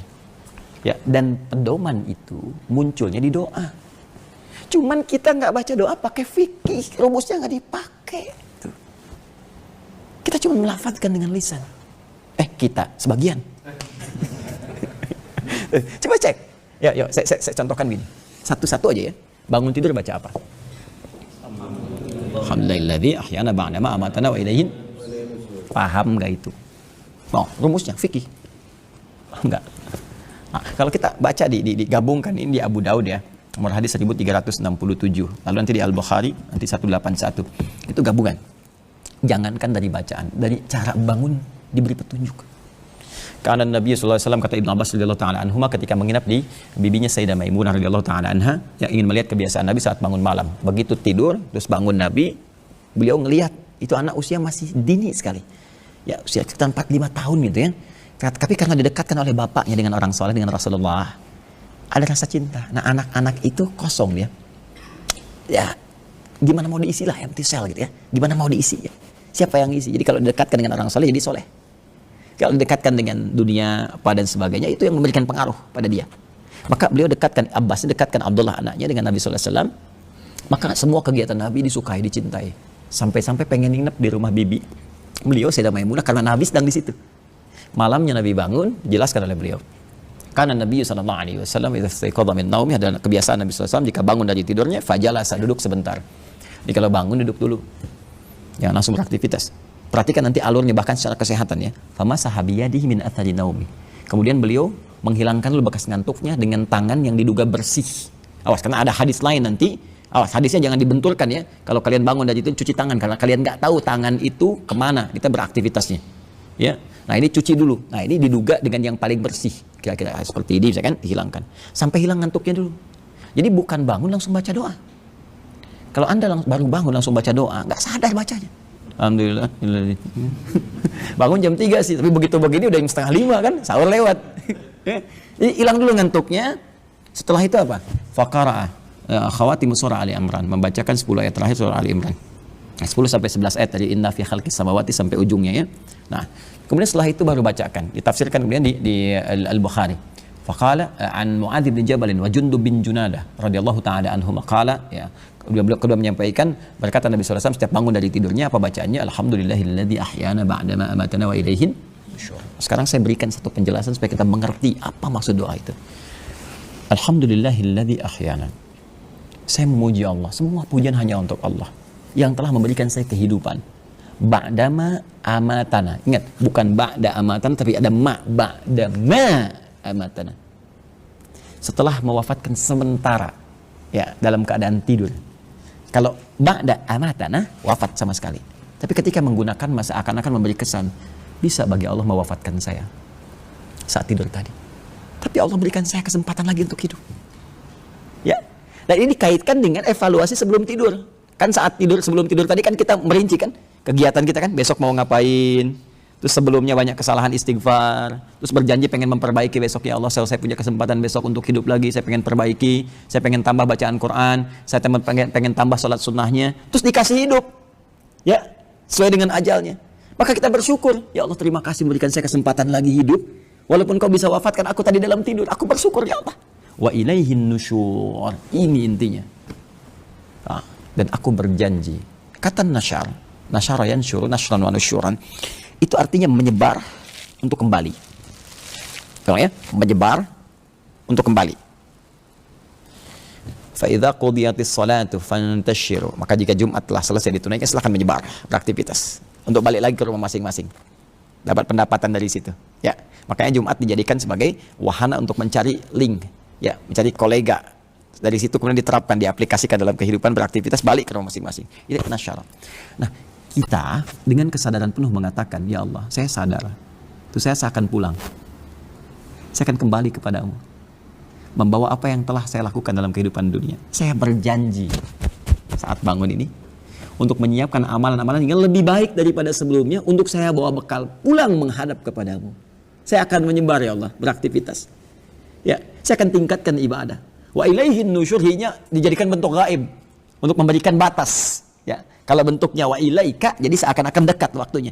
Jadi kalau kita jadikan gaib, memberikan batas, seakan kita katakan berikan aku waktu ya Allah, tempo, untuk bisa memperbanyak amalan, memperbaiki yang sebelumnya, untuk bekal pulang kepadamu. Jadi ketika kita katakan alhamdulillahilladzi ahyana ba'da mamatana wa ilaihin nusyur, itu komitmen kita pada waktu itu bahwa kita akan mengisi sisa hidup yang diberikan Allah saat itu lebih baik daripada sebelumnya. Jadi kalau hari itu lebih buruk dari sebelumnya, celaka. Makanya ulama mengatakan orang yang harinya lebih bagus dari sebelumnya, orang beruntung dia. Ya, tapi orang yang sama, ya, yang sekarang dengan sebelumnya, itu orang rugi dia, karena nggak manfaatkan waktu. Tapi kalau dia lebih buruk dari sebelumnya, celaka orang itu, dikasih kesempatan nggak diperbaiki. Itu baru doa bangun tidur, belum yang lainnya. Makanya penting kita fikih. Nah, turunan muamalah ini Itu kan turun ke bawah, itu kan baru bangun tidur ya. Belum kalau beraktivitas pagi, ada yang belajar ke kampus, ada yang bekerja, ada yang macam-macam. Itu kan ada doanya juga. Nah, setiap kita mulai doa itu, terutama yang terkait dengan pelajaran, apa jadinya? Semuanya menggunakan kata fikih. Ya, saya ambil contoh misalnya. Nabi mendoakan Ibnu Abbas. Ibnu Abbas itu kan bukan hanya belajar agama, yang lain juga dipelajari. Doa Nabinya dipegang oleh beliau kepalanya, dikatakan Allahumma faqih fiddin wa'alimhu ta'wil. Nah, ini menjadi doa standar bagi setiap muslim saat masuk ke ruang belajar dimanapun, termasuk ilmu umum. Karena syariat muamalah kedua itu masuk ilmu umum. Dan dalam bingkai Islam, mau belajar matematika, fisika, biologi, geografi dan sebagainya, tuh fikih. Ini silahkan masuk jurusan umum, belajar ke ITB, silahkan ke IPB, ke UI, ke UGM, silahkan. Ya tapi praktekkan ini, belajar yang serius, jadi mahasiswa yang bagus, kan? Pahami setiap pelajarannya. Kemudian jadikan itu untuk memperkuat keislamannya. Bukan sekedar cari dunia. Kalau cari dunia yang belum beriman juga sudah bisa. Banyak orang belum beriman, insinyur banyak, dokter banyak. Terus iman Anda pengaruhnya apa pada kedokteran Anda? Iman Anda apa pengaruhnya pada ilmu yang Anda pelajari di fakultas-fakultas itu? Maka saya kasih pelajaran sedikit aja, sedikit saja. Saat saya di Tripoli, saya bimbing itu beberapa ahli minyak gitu. Saya sempat ngajar di Pertamina, di Medco, Akakos Oil, Slumbersi gitu kan. Ali Burton. Itu awalnya sebelum belajar, saya datang, Ustadz, Masya Allah katanya, kalau Ustadz tahu ya di geologi, kita eksplorasi, itu batu-batu Ustadz, semua ada kodenya. Ada kodenya. Ini begini, ini artinya begini, ini artinya kandungan mineral begini, kedalaman sekian jadi begini. Oh, saya senyum. Baru kita ngaji, saya keluarkanlah kurikulum geologi dalam Al-Quran. Nafi khalqis samawati wal ardh, masuk Al-Baqarah 74 itu kan? Ya. Masih ingat kan Al-Baqarah 74? Tsumma qasat qulubuhum min ba'di dzalika fahiya kal hijarati aw ashaddu qaswah wa inna minal hijarati lama yatafajjaru minhul anhar. Saya turunkan, Pak. Itu udah ada di Quran. Ragam batu dalam Al-Quran diturunkan nih, yang ada kandungan airnya. Ini yang begini, bahkan ini Pak jatuh karena Allah. Jatuh karena Allah perintahkan, bahkan saking khusyuknya dia jatuh. Saya ingin tunjukkan siapa yang buat itu semua. Terus turunkan sampai pekan berikutnya berubah kalimatnya. Masya Allah Ustaz, begitu besar kekuasaan Allah Subhanahu wa Ta'ala. Yang bisa memberikan tanda pada setiap batu untuk menunjukkan kekuasaannya. Balik. Jadi dunia dapat, pendekatan ke Allah pun meningkat. Itu harusnya demikian. Astronomi boleh. Jangan cuma dipakai untuk menunjukkan gugus bintang ini dan sebagainya, ngatur bagaimana ritme misalnya di alam semesta, tapi juga gunakan itu sebagai tanda untuk mendekatkan diri kepada Allah. Ya, minimal untuk tahu Ramadan kapan, ya. Kemudian juga untuk tahu Idul Fitri kapan, untuk tahu Idul Adha kapan. Makanya semua disebut dengan alam namanya. Coba alam langit, alam hewan. Pernah dengar itu? Alam tumbuhan. Alam itu apa? Alam itu artinya apa? Bukan. Alam itu dari bahasa Arab. Kapan alam mulai muncul? Setelah Vetivera. Bukan. Alam itu secara bahasa artinya tanda. Makanya diambil dari situ ya ke dalam bahasa Indonesia menjadi alamat. Alamat itu tanda yang mendekatkan pada tujuan. Di mana tempat Masjid Al Ihsan alamatnya? Alamatnya di mana? Tahu, oh di situ jalan Jingga sekian, kan? Ketika tahu alamat lebih cepat sampai ke tujuan. Alam ini kenapa disebut alam? Karena menunjukkan tanda tercepat menuju Allah Subhanahu wa Ta'ala. Diberikanlah tanda kekuasaan Allah itu di alam supaya kita lebih cepat kenal Allah. Tandanya itu disebut dengan ayat. Karena di Quran dikatakan inna fi khalqis samawati wal ardi wa ikhtilafil laili wan nahari la ayatil liulil albab. Gitu. Nah, mahasiswa muslim, mahasiswa beriman, kita yang beriman, belajar di fakultas umum pun harus sampai kepada ayat. Ya, jangan bergerak, jangan batasnya di titik alam saja. Kalau cuma alam, yang belum beriman pun bisa. Kita harus sampai ke ayat. Ayatnya apa? Sehingga berubah status menjadi ulul albab. Ya, apa itu ulul albab? Albab itu jamak dari kata lub. Pernah lihat kelapa? Kelapa ya. Kelapa itu kan ada kulit luarnya, jauz hindi, ada kulit luarnya kan? Ya. Dan setelah itu ada batoknya kan? Kulit juga kan? Kulit keras kan? Setelah itu ada kulit bagian daging kan? Ya kan? Setelah itu ada daging, terus di dalamnya tahu nggak ada yang putih, bening, halus gitu kan? Itulah lub. Jadi inti kelapa kedalamannya itu lub di dalam itu. Ada orang yang ilmunya bisa sampai memahami sampai ke kedalaman. Ada yang cuma nangkap di luar aja, kulit kelapa luar.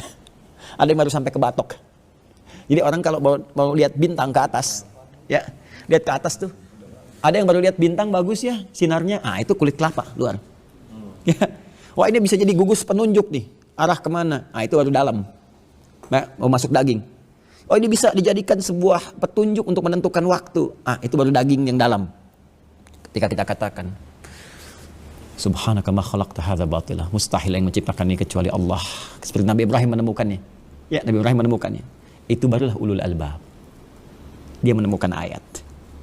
Nah, tugas kita mencari ayat lewat pengetahuan. Makanya rugi kalau cuma bayar pengetahuan untuk dunia. Belum tentu kepake. Belum tentu kepake. Kalau ini udah pasti kepake nih. Coba, belajar fikih sholat, tiap hari sholat kan? Antum tuh lucu kadang-kadang itu. Tiap hari sholat, tapi ilmunya nggak dipakai. Belajar sholat yang dipakai tiap hari, ilmunya nggak serius. Tapi dunia yang belum tentu diraih, seriusnya luar biasa. Bikin seminar, stadium general, sekolah sampai S1, S2, S3, sampai dingin tuh. Ini belum tentu dipakai gitu. Kadang-kadang manusia tuh, aduh gimana ya? Makanya saya sering bilang cepi, cepat pikirkan gitu kan. Nah ini paham ya? Nah sekarang baru baca hadisnya. Kalau udah paham ini, hadisnya kita baca. Ini penutupnya. Jadi kenapa nanti pengantar ini penting saya sampaikan untuk masuk ke sini. Kalau orang nggak tahu ini, baca ini hampa nanti.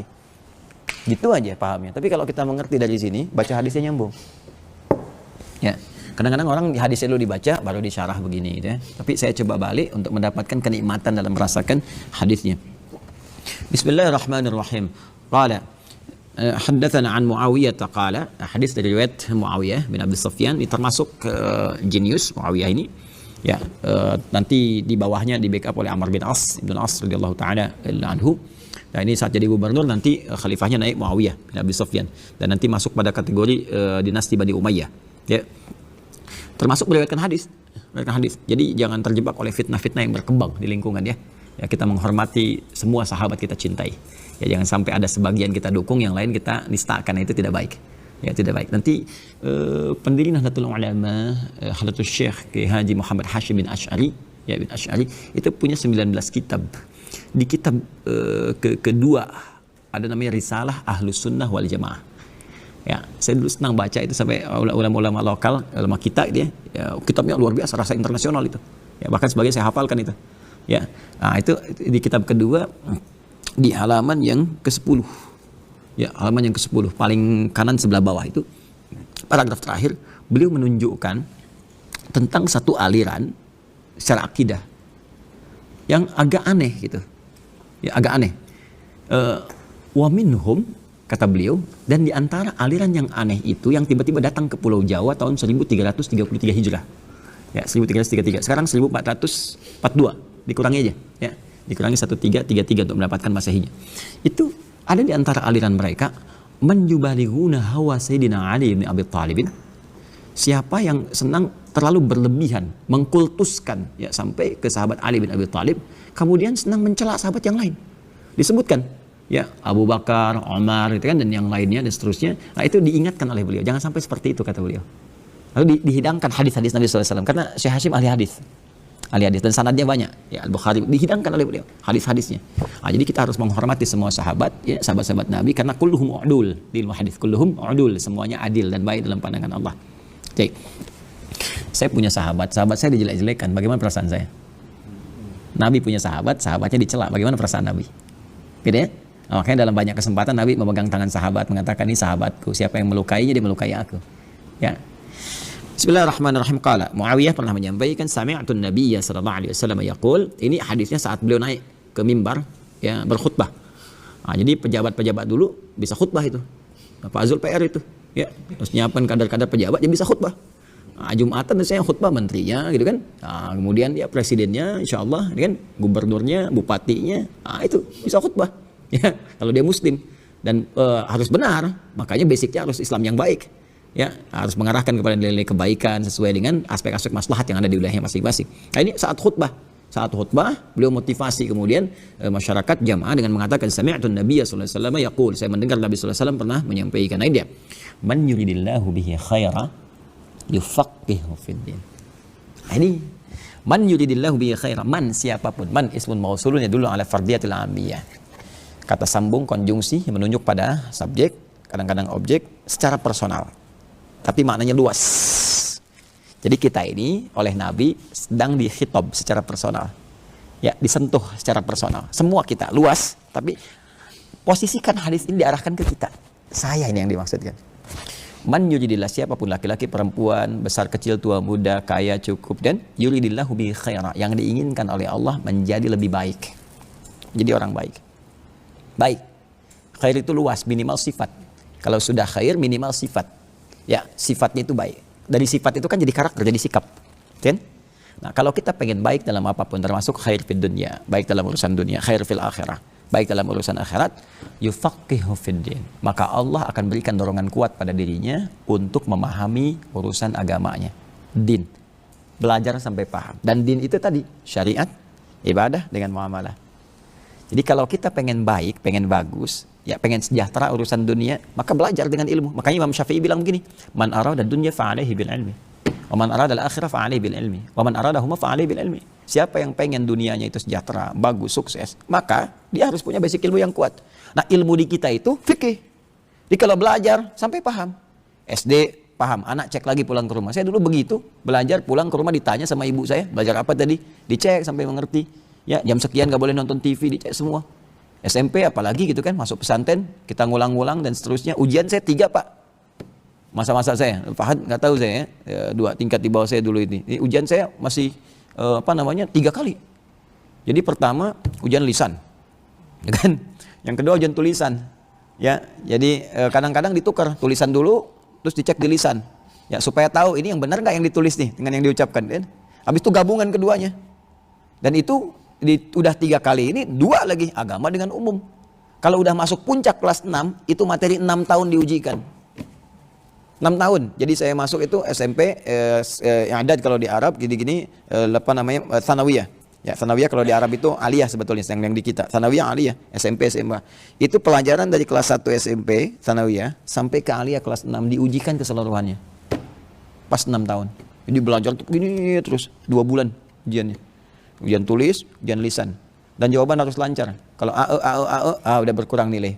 Terus jangan kemana-mana. Biasanya kan kalau udah ujian lisan kan suka ada mukaddimahnya banyak pembukaan. Udah pokoknya nggak usah menurut saya dalam suasana ini langsung jawab gini. Itu tuh. Ya makanya itulah fikih gitu. Itu fikih. Ya, nah ini dia teman-teman sekalian. Nah, memang harusnya begitu belajar itu. Sampai ke kampus demikian. Jadi SKS itu bisa baik bisa enggak sih? Ya. Sistem kebut seterusnya ya baik gitu kan. Tapi kalau sistem kebut semalam, kadang-kadang 1 jam, itu saya punya kesan yang sangat menarik saya saat di Libya. Ada orang Afrika datang kepada saya, wallahi Syekh Hadi katanya. Limada katanya? Mazdik. Tapi Allah ya, istaghrabtu Indonesian. Saya heran orang Indonesia itu. Kenapa saya bilang? Wallahi ana darastu syahra lil imtihan. Saya belajar sebulan untuk belajar itu. Oh wallahi ya'khudh minni, yasta'ir minni kitab, istara minni kitab, dia minjem kitab saya, buku saya. Dia mudah sah habisnya. Cuma 1 jam doang dia baca kan ya. Nilai saya 7,5 dia 8. Saya ketawa, saya bilang belum tahu kamu SKS. Indonesia itu luar biasa, Masya Allah dia. Semua tempat baik semua. Tapi Indonesia ini saya rasakan Masya Allah gitu.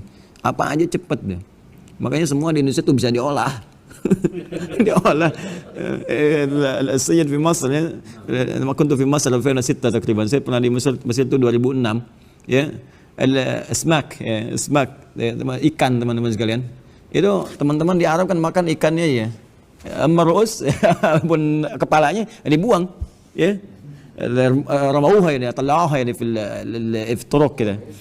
Indonesia diambil kepala ikannya, diramu. Habis orang Indonesia ngambil, besoknya 2 jine. Udah ada harganya 2 pon. Iya, dulu di Libya, ini aku tuh Tarablusnya kepala kambing dibuang. Kepala kambing. Ya kulitnya nggak dilihat. Indonesia beli kepala kambing, wah langsung ada yang dibakar di sop ini macam. Besoknya 5 dinar.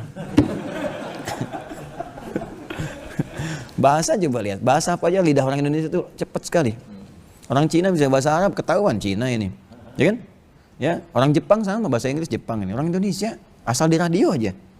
Where have you been, John? Oh, John. Wah, dikira tuh orang Chicago, ternyata Chicago yang bilang gitu. Bisa muncul. Nah, jadi saya ingin katakan demikian. Maka kalau mau jadi orang hebat, belajar. Mau jadi orang sukses akhirat, belajar. Belajarnya sampai paham. Nah, ini baru satu kata gitu, fikih. Nah, teruskan dulu sebentar ya. Wa inna ma ana qasim Allah yu'ti. Saya cuma sharing aja kata Nabi. Di urusan like, share, komen tuh udah ada di hadis. Di copy paste sama Facebook gitu. Kata, wa inna ma ana qasim, saya cuma share aja. Jadi Nabi itu ditugaskan oleh Allah untuk berbagi. Sampaikan. Lalu kita diteruskan balighu anni walau ayat, sampaikan walaupun cuma satu ayat satu. Jadi kita itu umat penyampai. Makanya mubalik itu penyampai. Kalau minta fatwa jangan sama mubalik, salah. Mubalik cuma penyampai tabligh, nyampein aja. Nah, dai ngajak. Jadi kalau sudah jadi dai harus ada ilmu. Ilmu sebatas apa yang diajak. Yuk tahajud, harus belajar ilmu tahajud. Minimal pada aspek itu. Di atas dai nanti ada mufti. Ya, ada mufti, ada qadhi. Qadhi itu lebih mengikat. Kalau mufti kayak MUI itu ya, fatwa itu memberikan tapi nggak mengikat sifatnya, secara moral saja. Tapi kalau sudah qadhi, harusnya di Kemenag itu ada sifat-sifat qadhi. Itu sudah ada hukum yang mengikat. Jadi negara berperan di situ, bisa mengeluarkan punishment atau reward. Gitu ya. Jadi kalau nggak dikerjakan bisa dihukum. Itu qadhi namanya. Mengikat sifatnya sepanjang nanti ada kemaslahatan universal. Nah, jadi teman-teman sekalian di sini, karena Nabi anak Qasim, saya berbagi. Ini sifat orang Islam tuh berbagi. Jangan pelit, jangan soleh sendiri gitu. Surga terlalu luas kalau buat sendirian. Ya, makanya dalam doa pun di Quran itu banyak redaksi menggunakan na.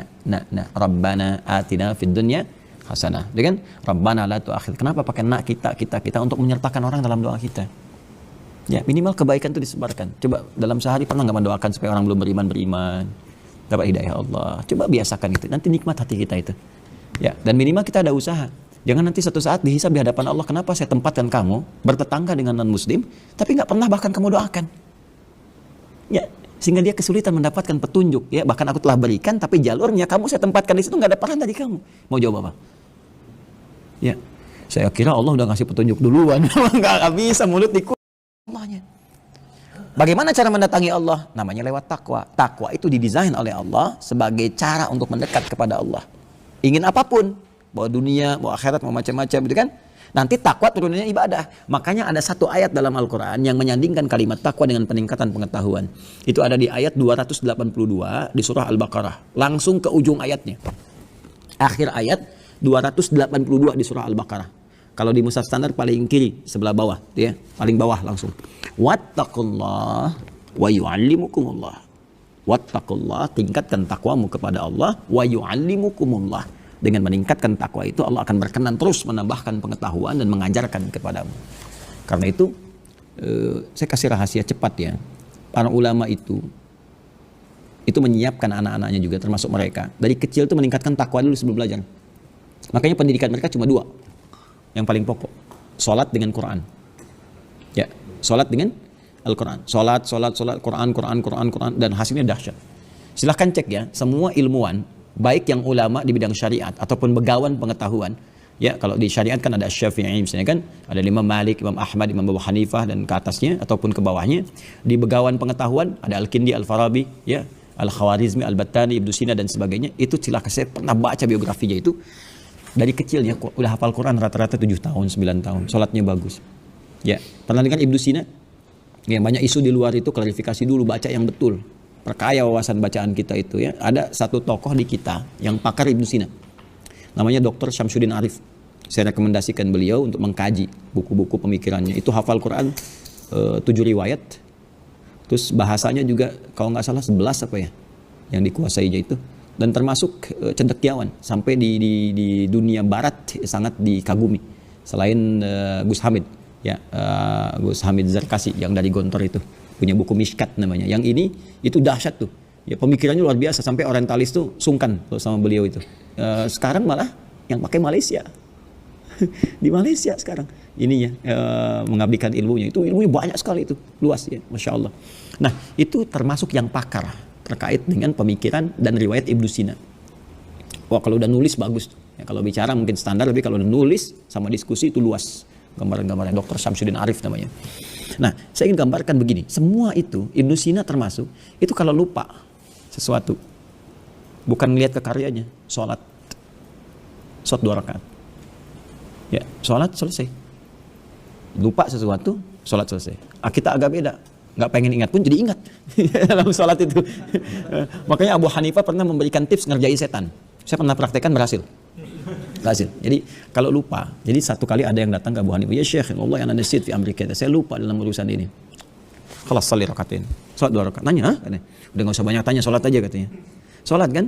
Salat dulu, salat. Dia salat kan 2 rakaat. Begitu udah salat, datang ke Abu Hanifah. "Syekh, aku udah ingat nih, pulang dulu." Ditanya Abu Hanifah, "Kenapa engkau perintahkan salat?" "Sebetulnya aku sedang ngerjain setan," katanya. Ya kenapa? Karena di rumus hadis, setan itu kan saat kita takbir dia menggoda kan? Kata Nabi, "Fa yaqulu syaitanu udhkur kada udhkur kada." Ya, hatta la yas'ural musalli kam rakatan yusalli. Setan itu kalau kita sudah takbir, kalau belum takbir biasa. Kalau sudah takbir Allahu Akbar baru dia masuk. Ingat kita apapun. Ingat pekerjaan, ingat ini, ingat itu, ingat yang belum dijawab, ingat status belum diupdate, masuk semua. Itu benar kata Nabi. Sampai ada orang lupa berapa rakaat dan menunaikan sholat. Kadang-kadang yang hilang pun ingat. Itulah jeniusnya Abu Hanifah, ngerjain setan dia. Jadi formalitas saja sholat gitu kan. Begitu dia sholat, muncul. Oh di sini rupanya kunci mobil itu. Nah, ya. Nah, jadi itulah. Ya, setan nggak bisa baca hati isi kita. Ya, nggak bisa baca isi hati kita, nggak bisa. Dia hanya memberikan was-was. Itu kan niat itu hanya Allah yang tahu. Ya, hanya Allah yang tahu. Makanya ibadah kita diukur niat. Innamal a'malu bin niat ya. Nah, jadi dekati Allah dengan takwa. Saya tutup terakhir. Walan tazala hadhil ummatu qa'imatan ala amrillah la yadhurruhum man khalafahum hatta ya'ti amrullah. Allahu akbar. Kalau semua umat Islam ini begini, belajarnya benar, maka kata Nabi, umatku aku jamin akan selalu unggul sampai tiba keputusan Allah. Tafsir keputusan Allah itu ada 2 di sini. Satu yaumul qiyamah, sampai kiamat, atau ada orang yang mengambil konsep ini dan umat Islamnya lalai sehingga meninggalkannya. Maka kalahlah di situ. Sekarang ayo kita renungkan. Benar nggak hadisnya? Siapa yang serius belajar sekarang? Konsep ini kan dipakai. Ya kan? Kita jangan salahkan mereka. Jangan salahkan Barat, jangan salahkan ilmuwan mereka yang serius, riset, anggaran banyak dan sebagainya. Karena mereka mengamalkan, mengerjakan. Ya, jangan sibuk mencela, balik ke kita, koreksi diri. Saatnya kita kemudian beralih, bangkit kembali ke kitab-kitab asal kita. Saya melihat banyak yang terpukau dengan karya-karya kontemporer, padahal itu copy paste. Dan kita ini asli orisinal, ada semua. Semua dalam Islam komplit, termasuk tokoh-tokohnya, nggak ada yang fiktif. Barat itu sampai saking kesulitannya menemukan tokoh teladan, sampai bikin fantasi fiktif.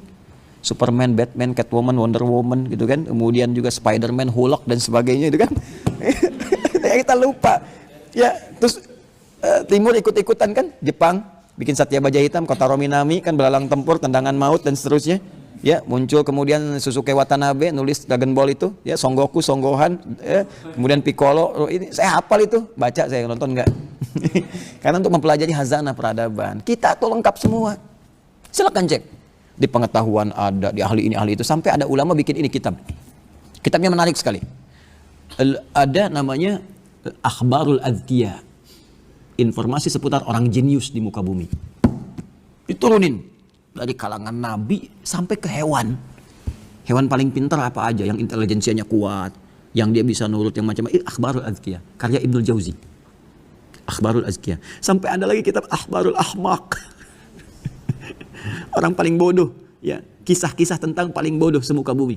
Siapa aja dari awal, dari mulai iblis dan turunan sampai ke bawahnya. Iblis itu kan makhluk intelektual yang keblinger, sampai intelektualnya saking pintarnya konslet jadi bodoh. Ya.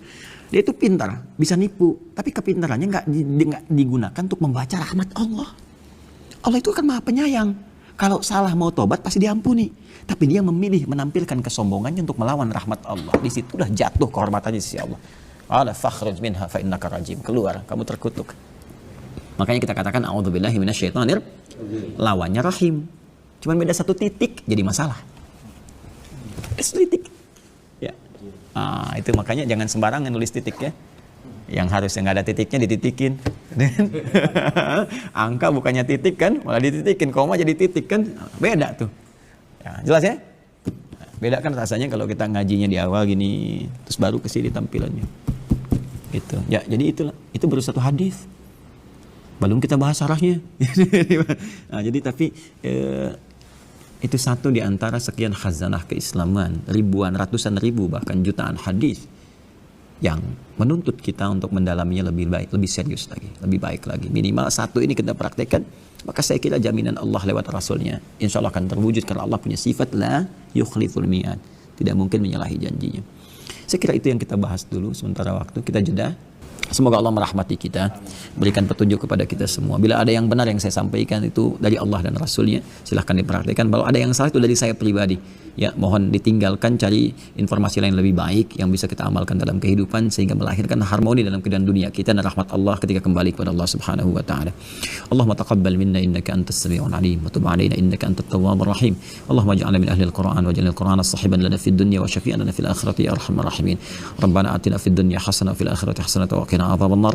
Bifadlika subhana rabbika rabbil izzati amma yasifun wa salamun alal mursalin wa akhiru da'wana subhanakallahumma bihamdika nashhadu an la ilaha illa anta nastaghfiruka wa natubu ilaik. Alhamdulillahi rabbil alamin. Assalamualaikum warahmatullahi wabarakatuh.